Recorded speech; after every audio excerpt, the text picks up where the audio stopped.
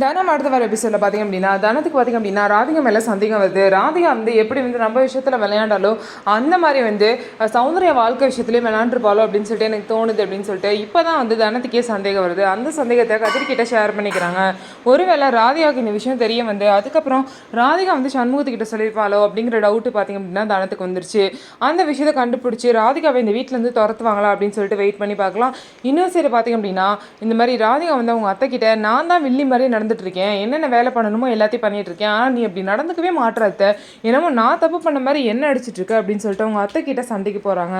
So இதுக்கப்புறம் ராகினி எங்க அப்படிங்கிற மோசமான ஒரு உருவத்தை எப்படி இந்த வீட்டில் இருந்து துரத்த போகிறாங்க அப்படின்னு சொல்லிட்டு வெயிட் பண்ணி பார்க்கலாம்.